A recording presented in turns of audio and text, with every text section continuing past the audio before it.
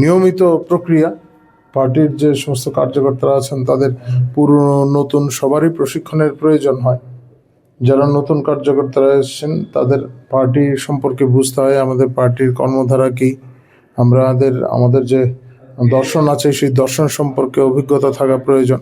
যারা পুরনো কার্যকর্তা আছেন তাদেরও বারবার এই সমস্ত বিষয় স্মরণ করা প্রয়োজন, কারণ আমরা যে আদর্শকে সামনে নিয়ে চলছি দৈনন্দিন অন্যান্য কাজের পাশাপাশি এই বিষয়টা যদি আমরা ভুলে যাই তাহলে আমাদের পথভ্রষ্ট হওয়ার সম্ভাবনা থাকে। ফলে এটা একটা নিয়মিত প্রক্রিয়া। আমাদের দর্শন সম্পর্কে অবহিত হওয়া, আমাদের লক্ষ্য কী, আমাদের উদ্দেশ্য কী, এই সমস্ত বিষয়। শুধু সরকার গঠন আমাদের উদ্দেশ্য নয়, এটা একটা আমাদের চলমান প্রক্রিয়ার মধ্যে একটা অংশ বিশেষ।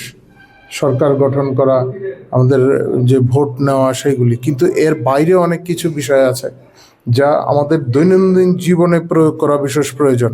পার্টির কার্যকর্তা কেমন হবে, তার নীতিগত অবস্থান কী হবে, তার ব্যক্তিগত জীবন কী হবে, এগুলি অবশ্যই প্রয়োজন। তার মাধ্যমেই কার্যকর্তা নির্মাণ হয়, এবং কার্যকর্তা যখন সেই রকমভাবে আদর্শগতভাবে সুপ্রতিষ্ঠিত হবে, তার সে আত্মস্থ করতে পারবে আমাদের আদর্শকে, তখন স্বাভাবিকভাবেই সমাজে এর প্রভাব পড়বে। আমরা যে সমাজ পরিবর্তনের কথা বলছি, এই সমাজ পরিবর্তন এই কার্যকর্তাদের মাধ্যমেই সম্ভব।